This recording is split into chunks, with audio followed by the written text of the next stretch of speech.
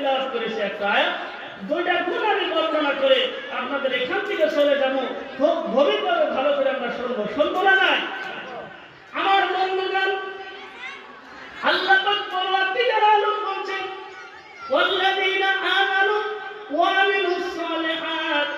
এক নম্বর হলো আমি আল্লাহর উপরে ঈমান আনতে হবে, আর দুই নম্বর হলো ওয়া আমিলুস সালিহাত, মানে ভালো ভালো কাজ করতে হবে।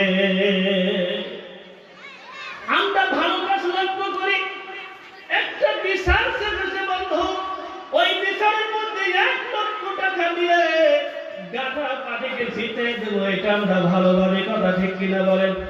এটা আমরা ভালোভাবে না নাই? অন্তত আল্লাহ বলছেন ওয়া আমিলুস সালিহাত, তোমরা ভালো ভালো কাজ করো। আল্লাহ রাব্বুল আলামিন, আল্লাহর নবী সাল্লাল্লাহু আলাইহি ওয়াসাল্লাম জানিয়ে দিলেন হাদিস শরীফ করে, আল্লাহর নবী সাল্লাল্লাহু আলাইহি ওয়াসাল্লাম বলেন, বাবা দুনিয়ার মধ্যে যত ফেরকা হবে সমস্ত ফেরকাই জাহান্নামী হবে। কি হবে?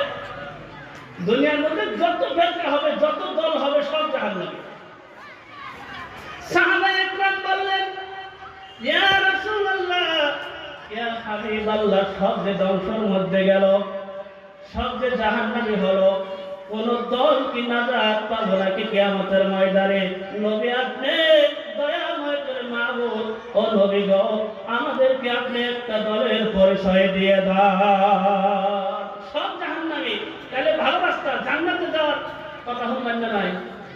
না ঘুম ধরতে হবে?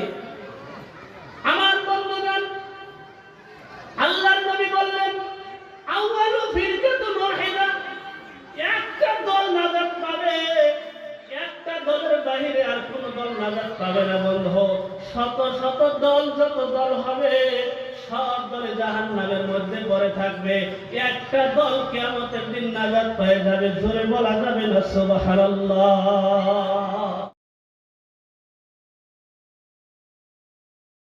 কি বয়ান করলো, এটা তো বিষয় হইল না।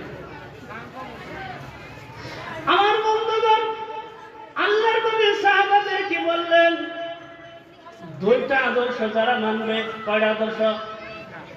দুইটা আদর্শ যারা মেনে চলবে, আল্লাহর নবী বলেন কিয়ামতের ময়দানে যত ফেরকা থাকবে বন্ধু, ওখান থেকে একটা দল নাজাত পেয়ে যাবে।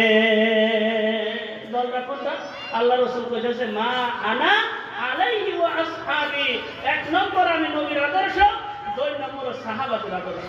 এই দুইটা আদর্শ যারা মেনে চলবে, আল্লাহ পাক পরওয়ারদিগার আলম তাকে জান্নাতে দিবে। কোন সুবহানাল্লাহ? আমরা আখেরি দোয়া দিয়ে সবাই চলে যাব।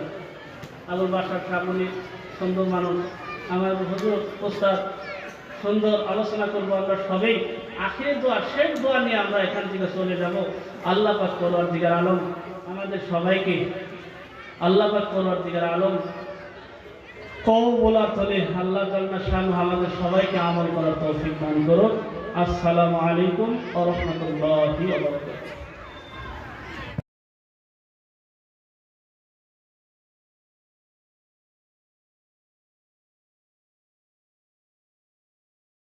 তোমার মাথার মধ্যে পাগড়ি রে, তোমার দাড়ি আছে, ওই ফেরাউনের মধ্যে 3টা লক্ষণ আছে।